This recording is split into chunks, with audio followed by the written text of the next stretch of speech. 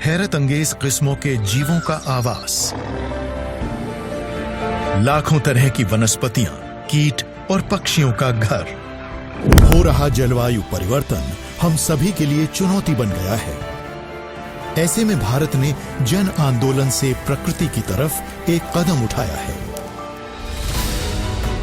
विश्व पर्यावरण दिवस के अवसर पर माननीय प्रधानमंत्री श्री नरेंद्र मोदी जी द्वारा एक पेड़ मां के नाम, प्लांट फॉर मदर कैंपेन की शुरुआत पूरे देश में की गई है।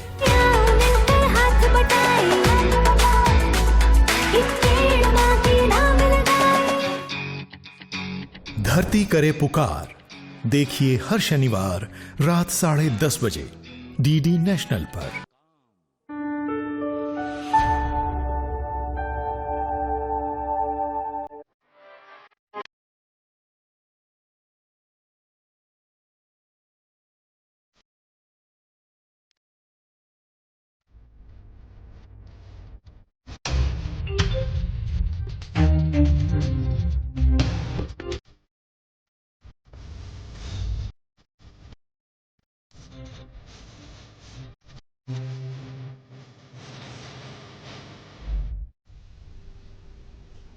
नमस्कार, ध्रुव दर्पण में आप सभी का स्वागत है। आइए एक नजर डालते हैं आज के मुख्य अंश पर।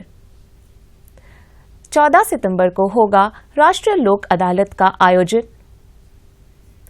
2 दिवसीय तकनीकी संगोष्ठी एनटेक का उद्घाटन समारोह आयोजित और राष्ट्रीय पोषण माह का हुआ शुभारंभ। अब द्वीप दर्पण विस्तार से। अंडमान तथा निकोबार राज्य विधि सेवा प्राधिकरण 14 सितंबर को राष्ट्रीय लोक अदालत का आयोजन करेगा। ये आयोजन पोर्ट ब्लेयर के जिला न्यायालय परिसर, मायाबंदर के उपमंडलीय न्यायालय परिसर और डिगलीपुर के सर्किट न्यायालय में होगा। राष्ट्रीय लोक अदालत एक महत्वपूर्ण पहल है जिसका उद्देश्य विवादों का समाधान कुशल, लागत प्रभावी और सौहार्दपूर्ण तरीके से करना है। राष्ट्रीय लोक अदालत विभिन्न न्यायालयों में लंबित और मुकदमे पूर्व चरण के मामलों की एक विस्तृत श्रृंखला का समाधान करेगी। राष्ट्रीय लोक अदालत में मामले पर विचार करने के लिए कोई भी व्यक्ति 8 सितंबर तक सचिव, जिला विधि सेवा प्राधिकरण, अंडमान तथा निकोबार द्वीप समूह पोर्ट ब्लेयर को लिखित रूप से विवाद प्रस्तुत कर सकता है। अंडमान निकोबार कमान उद्योग परिसंघ के सहयोग से आज हैडो के द्वीपिका सभागार में तकनीकी संगोष्ठी एनटेक का उद्घाटन समारोह आयोजित किया गया। अंडमान निकोबार कमान तथा भारतीय सैन्य उद्योग के बीच सहयोग को बढ़ावा देने के उद्देश्य से 2 दिवसीय संगोष्ठी का आयोजन किया जा रहा है। आइए देखते हैं एक रिपोर्ट। के सहयोग से आज हैडो के द्वीपिका सभागार में तकनीकी संगोष्ठी एनटेक का उद्घाटन समारोह आयोजित किया गया। अंडमान निकोबार कमान तथा भारतीय सैन्य उद्योग के बीच सहयोग को बढ़ावा देने के उद्देश्य से 2 दिवसीय संगोष्ठी का आयोजन किया जा रहा है। इस मौके पर अंडमान निकोबार कमान के commander in chief air marshal Saju Balakrishnan ने इस संगोष्ठी का उद्घाटन किया। कार्यक्रम में सैन्य बलों के विभिन्न शाखाओं के वरिष्ठ अधिकारियों, अंडमान निकोबार प्रशासन तथा पुलिस के करीब 50 अधिकारियों के अलावा भारतीय रक्षा तथा सिविल उद्योग के 150 प्रतिनिधि मौजूद रहे।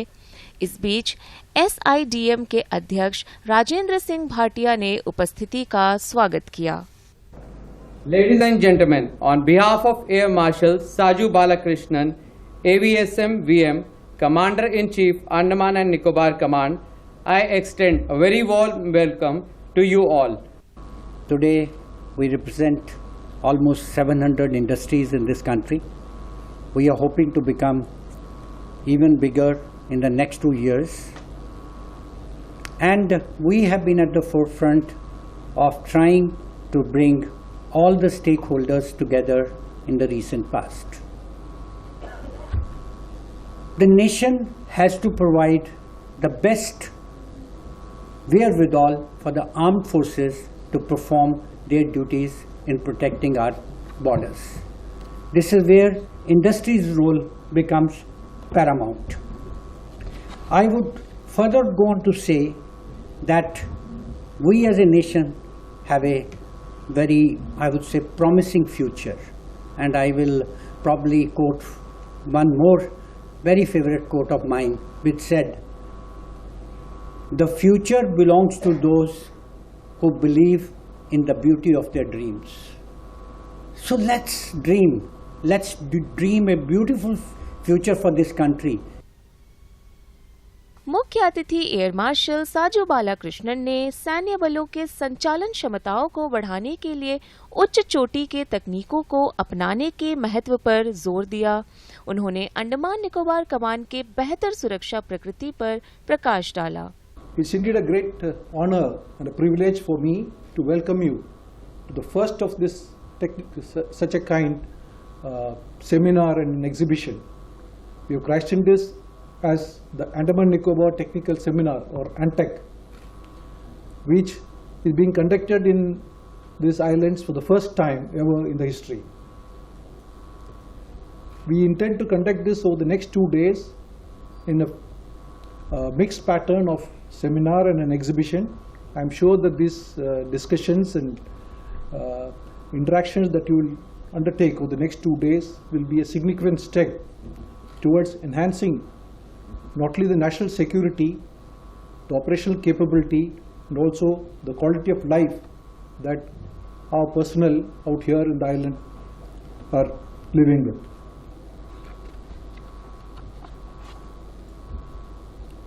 It's heartening, therefore, to witness that we have an impressive lineup of speakers and experts from various fields.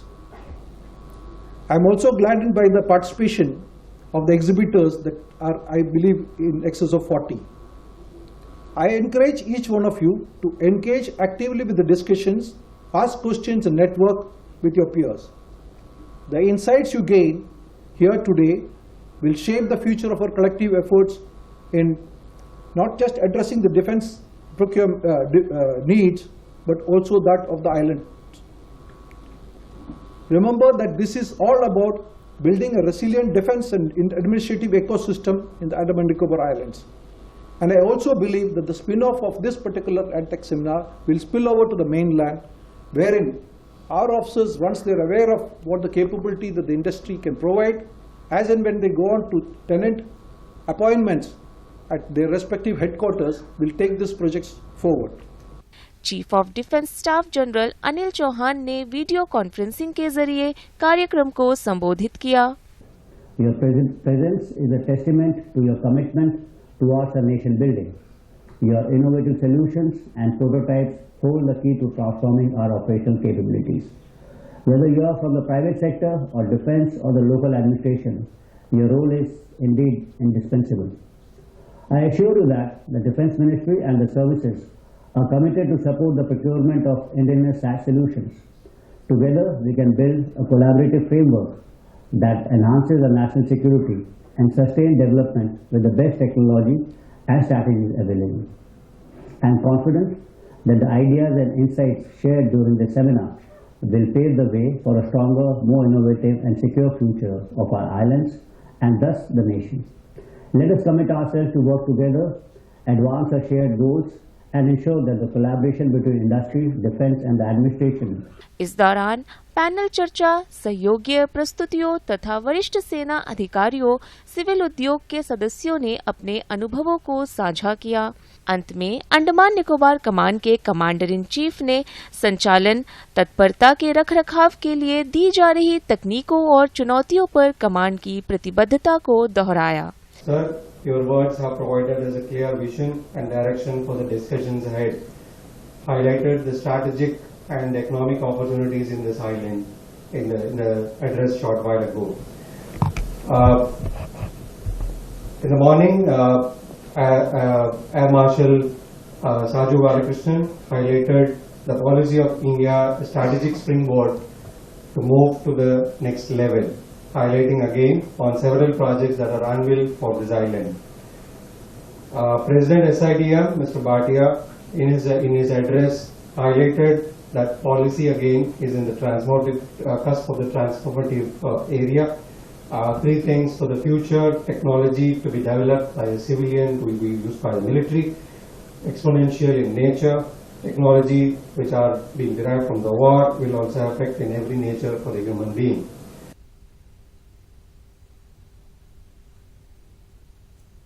शिक्षा निदेशालय के विज्ञान स्कंध द्वारा प्रशासन के स्थानीय स्वास्थ्य विभाग के सहयोग से 27 अगस्त से 31 अगस्त तक स्कूल लाइन स्कूल में दक्षिण अंडमान जिले के सभी सरकारी और सरकारी सहायता प्राप्त स्कूलों के लिए 5 दिवसीय प्रशिक्षण व कार्यशाला आयोजित किया गया। इससे पहले उप शिक्षा निदेशक MV जॉली ने मुख्य अतिथि के रूप में इस 5 दिवसीय प्रशिक्षण व कार्यशाला का उद्घाटन किया। कार्यक्रम में उप निदेशक डॉक्टर अभिजीत रॉय सम्माननीय अतिथि थे। इस कार्यशाला में करीब 30 स्नातक तथा स्नातकोत्तर शिक्षकों ने भाग लिया।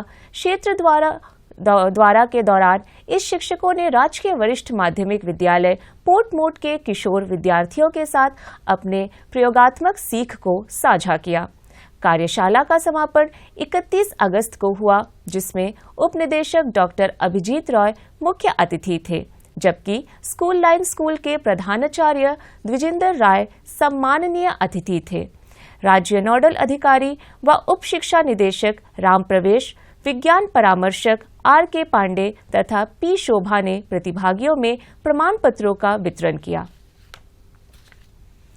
ICDS फ्रारगंज और शहरी परियोजना दक्षिण अंडमान ने संयुक्त रूप से कल छोलदारी के सामुदायिक हॉल में पोषण माह के शुभारंभ पर समारोह आयोजित किया गया। पेश है एक रिपोर्ट। और शहरी परियोजना दक्षिण अंडमान ने संयुक्त रूप से कल छोलदारी के सामुदायिक हॉल में पोषण माह के शुभारंभ पर समारोह आयोजित किया गया। इस वर्ष इस माह को बनाए जाने का थीम है एक पेड़ माँ के नाम, जो माताओं के सम्मान में पेड़ लगाने के महत्व पर जोर दिया जाता है। इस मौके पर प्रोबेशनर वसंत कुमार धबोलकर मुख्य अतिथि थे। समारोह में स्वास्थ्य विभाग के डॉक्टर अभिजीत रॉय, फ्रारगंज की BDO ललिता तिग्गा, CDPO जरीना बीबी, पोषण अभियान के कार्यक्रम अधिकारी व नोडल अधिकारी PC जेम्स तथा अन्य गणमान्य व्यक्ति मौजूद रहे। इस बीच मुख्य अतिथि के साथ साथ मौजूद अन्य गणमान्य व्यक्तियों ने भी पारंपरिक दीप प्रज्वलित किए। इस दौरान बच्चों ने रंगारंग सांस्कृतिक कार्यक्रम पेश किया।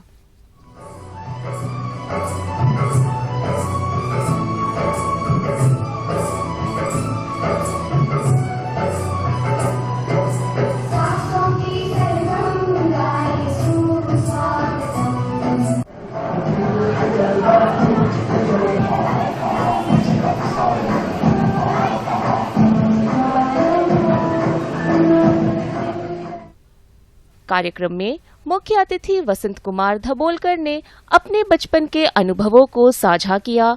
डॉक्टर अभिजीत रॉय ने बच्चों में कुपोषण पर काबू पाने के बारे में जानकारी प्रदान की। एज आंगनवाड़ी सेविका आप और आपके और बच्चों के पेरेंट्स दोनों यहाँ बहुत महत्वपूर्ण रोल निभाते हैं बच्चों के ग्रोथ में।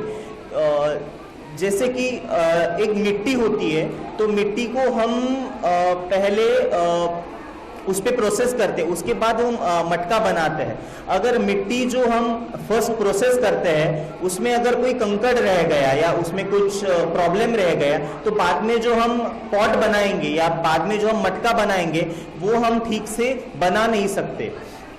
तो ये जो उम्र है ये कच्चे मिट्टी की तरह है कि उसमें हम जितना बच्चों को अच्छे से मोल्ड करेंगे उतना अच्छा आगे जाके मटका बनेगा, मतलब अच्छा एक परिपूर्ण व्यक्ति बन सकता है।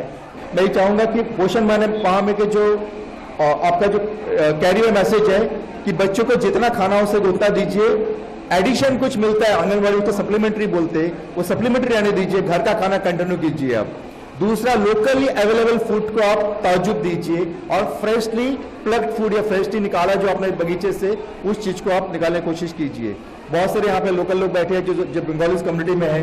बहुत सा साग ऐसा है कि जो आजकल मार्केट में आ रहा है, चाहे वो कैलोकेशिया गुइया हो, चाहे आपका रेलिंग भाजी हो, चाहे और भी कुछ हो, पत्थर भाजी हो, बहुत कुछ आ रहा है। इस दौरान पोषण अभियान की एक लाभार्थी ने अपना अनुभव साझा करते हुए पोषण माह पहल के प्रति विभाग का आभार प्रकट किया। मेरा बच्चा 2 महीना से कुपोषित ग्रस्त था। इस महीने मेरा बच्चा आंगनवाड़ी की निगरानी में मेरा बच्चा हो गया। बाद में अतिथियों ने बच्चों में पुरस्कारों का वितरण किया।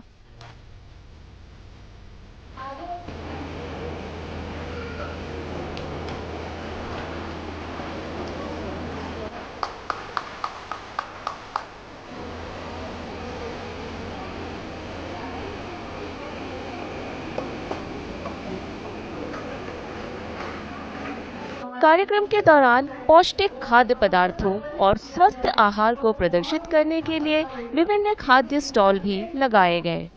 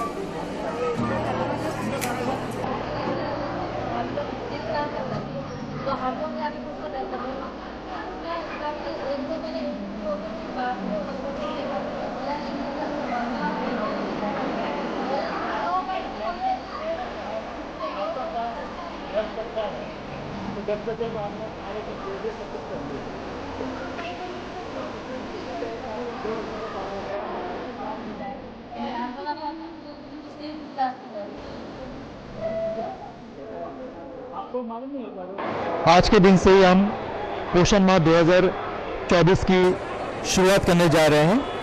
आज इस छोलदारी गांव में डायरेक्टरेट ऑफ सोशल वेलफेयर की तरफ से एक इनॉग्रेशन फंक्शन रखा गया है, जिसका मुख्य उद्देश्य ये है कि लोगों को पोषण के बारे में जागरूक करना है। अगर इस बार का थीम देखा जाए तो इसे मुख्यतः थीम एनीमिया कंट्रोल होगा, कॉम्प्लीमेंट्री फीडिंग है, इसके अलावा नए टेक्नोलॉजीज के बारे में हम बात करते हैं, वृक्ष रोपण के बारे में हम बात करते हैं। ये सारा चीज इस साल का हमारा जो है थीम है।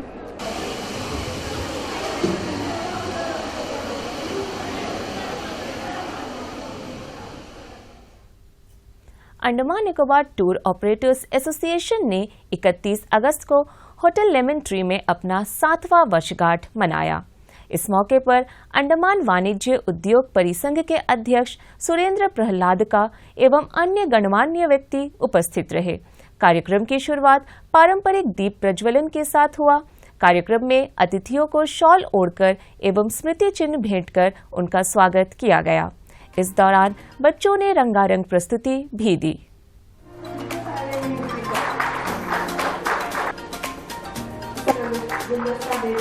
फूलों के साथ मुस्कुराते शोभा को बढ़ाते हुए सजाए, जो कि है व्हाइट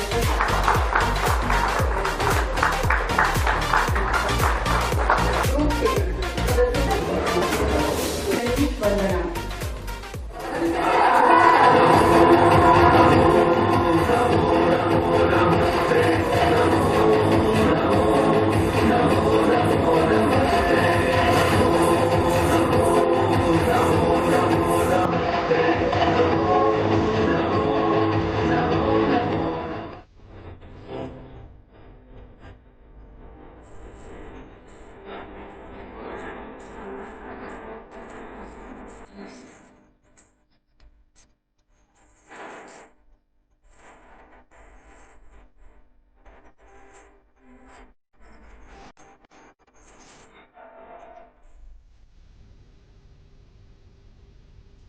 कार्यक्रम में मौजूद इन अधिकारियों ने सभा को संबोधित भी किया।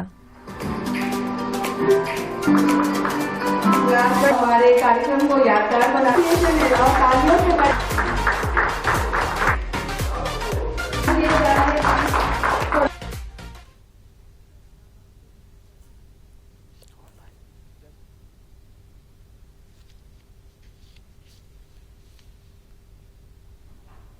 आरंभ हुआ। 3 लोगों का सोच से ये एसोसिएशन संगठित हुआ। फिर इसके बाद 12 लोगों का एक टीम बना। हमने अंडमान टूरिज्म में एक सोच रख के कुछ नया करेंगे करके हमने ये एसोसिएशन को स्थापित किया। उससे आज हमारे संगठन में 30 रजिस्टर्ड लोग हैं और अन्य लोग भी इसमें जुड़े हैं, जो 30 मेंबर रजिस्टर्ड लोग हैं। मैं सभी को भी पुनः एक बार हार्दिक बधाई देता हूँ, आप सभी इसमें शामिल हुए। हमारा एसोसिएशन का उद्देश्य, हमारे जो सिद्धांत है, हम अंडमान निकोबार टूरिज्म के डिपार्टमेंट के साथ मिलकर, एडमिनिस्ट्रेशन के साथ मिलकर ऐसा कार्य करें कि अंडमान टूरिज्म डेवलपमेंट में हमारी भागीदारी, हमारी हिस्सेदारी रहे। सभी स्टेक होल्डर भी हमारे साथ दे रहे हैं। हम ज़्यादा फोकस हमारे अंडमान में जो टूरिस्ट आते उनके लिए भी मैं हमारे एसोसिएशन की तरफ से वेलफेयर का स्कीम्स बहुत सारा रहता है। जैसे कि आपको मालूम है कि यहाँ पर हमारे जो एरिया है, ऐसा एक जोन है, कभी भी कुछ भी हो सकता है। अर्थक्वेक का रहता है, डिजास्टर का रहता है, तो उसमें हमारा एसोसिएशन काफ़ी भागीदारी रहता है। कोई भी इमरजेंसी एविकेट का टाइम हम उनको तुरंत मदद भेजते हैं। हमारे एसोसिएशन में वेलफेयर के लिए हम टूरिस्ट को जो भी सहायता चाहिए हम दे रहे हैं। हमारे पास में व्हील चेयर्स है, कोई भी टूरिस्ट, कोई भी स्टेक होल्डर कभी भी हमारे से कलेक्ट करके लेके जाते हैं। स्ट्रक्चर है हमारे पास में, बेबी ट्रॉली है, और हमने अभी और भी कुछ स्कीम्स लाए हैं। और हमारे मेंबर्स के लिए भी हम लोग वेलफेयर करते हैं। हमारे मेंबर्स को अगर कोई तरह का तकलीफ होता है, फाइनेंशियल या कोई भी तरह का, वो भी हम अपने एसोसिएशन से उनको सपोर्ट करते हैं। इस समय पर tourism department under the leadership of हमारे chief secretary, they are trying to bring in lot of policies. Caravan policy हो गई, bird watching policy. Bird watching policy बनाने वाला हमारा शायद पहला स्टेट है। तो एडमिनिस्ट्रेशन की तरफ से all efforts are being done to promote Andaman as a tourist place. But इसमें मैं जितने समय से हूँ यहाँ पे, मैंने कुछ चीज़ें नोटिस करी कि अंडमान में जो फ्लाइट प्राइसेस हैं, अंडमान में जो लोग आते हैं, तो दे आर ऑलरेडी उस प्राइस में शायद they can travel foreign also, है ना। तो what we should aim is to at least provide them that experience कि वो यहाँ पे आए हैं तो उनको लगे कि ठीक है, इसमें मैं चला जाता फॉरेन, बट यहाँ आके मुझे ज़्यादा मज़ा आया, है ना। एटलीस्ट अगर हम उसको प्राइस कंपैटिबिलिटी नहीं दे पा रहे हैं टूरिस्ट को, तो एटलीस्ट वो यूज़र एक्सपीरियंस। तो इसके लिए ज़रूरी है कि हमारे जो होटल एसोसिएशन, होटल्स में जो स्टाफ है वो इतना ट्रेंड हो। यहाँ पे मैंने देखा है कि लोग आते हैं तो कई बार दे कंप्लेन कि यहाँ पे जो सर्विस है, सर्विस इट इज़ यूनिफॉर्मली, मैं किसी एक होटल या किसी सबके नहीं, सब एक सर्विस का जो स्टैंडर्ड है उसको अपलिफ्ट करने की ज़रूरत है। कि जब यूज़र आए तो कई बार होता है कि होटल का स्टैंडर्ड अच्छा नहीं होता, बट सर्विस इतनी अच्छी होती है कि आदमी बोलता है ठीक है यार चलेगा, है ना। कि एक बार चाय ठंडी आ गई तो सामने वाला इतना अपोलोजाइज कर दे कि सर अभी लाता हूँ, आप चाय कॉफ़ी क्या बोलो, मतलब कि वो सर्विस वैसी होनी चाहिए कि आदमी का दिल खुश हो जाए। पुलिस मुख्यालय स्थित सभागार में हिंदी कार्यशाला का आयोजन किया गया। इसमें अंडमान तथा निकोबार पुलिस के विभिन्न इकाइयों के अधिकारियों तथा कर्मचारियों ने सक्रिय रूप से भाग लिया। इस कार्यशाला का उद्घाटन पुलिस उप महानिरीक्षक अजय कृष्ण शर्मा द्वारा किया गया। मुख्य अतिथि ने कहा कि हिंदी हमारी राजभाषा है, इसका प्रयोग करने में किसी प्रकार की झिझक महसूस नहीं होनी चाहिए तथा कर्मचारियों को अधिक से अधिक इसका लाभ उठाने को कहा। उन्होंने अंडमान तथा निकोबार पुलिस विभाग के पुलिसकर्मियों और अधिकारियों से अधिक काम हिंदी में करने की अपील की। समापन समारोह में पुलिस उप महानिरीक्षक संजय कुमार त्यागी मुख्य अतिथि थे। उन्होंने विभागीय कर्मचारियों से आह्वान किया कि राजभाषा नियमों का अनुपालन वैकल्पिक नहीं अनिवार्य है। साथ ही उन्होंने अपने दैनिक राजकीय कार्यों में हिंदी के प्रयोग पर बल दिया। उन्होंने प्रतिभागियों में प्रमाण पत्रों का वितरण भी किया। द्वीप दर्पण की अगली कड़ी इस ब्रेक के बाद।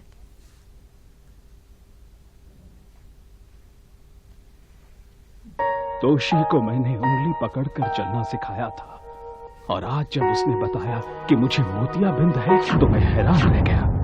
मोतियाबिंद की जांच का आसान तरीका, कम दिखाई पड़ने की शिकायत करने वाले व्यक्ति से 10 फुट की दूरी पर उंगलियां गिनने को कहें। यदि ना गिन पाए तो उसे मोतियाबिंद हो सकता है। 40 साल के बाद मोतियाबिंद एक आम बात है। आसान एवं सुरक्षित तकनीक यानी IOL द्वारा ऑपरेशन से आंखों में रोशनी वापस पाई जा सकती है। ये ऑपरेशन सरकारी अस्पतालों में एवं समाजसेवी संस्थाओं में मुफ्त किया जाता है। अधिक जानकारी के लिए निकट के सरकारी अस्पताल एवं स्वयंसेवी संस्थाओं से संपर्क करें। आप दूरदर्शन के नेशनल चैनल को टाटा प्ले पर 114 नंबर पर, एयरटेल पर 148 नंबर, सन पर 302 नंबर, हैथवे पर 40, DTH पर 175, डेन पर 138, डिश पर 193 और फ्री डिश पर 2 नंबर चैनल पर देख सकते हैं। ब्रेक के बाद द्वीप दर्पण में आपका पुनः स्वागत है।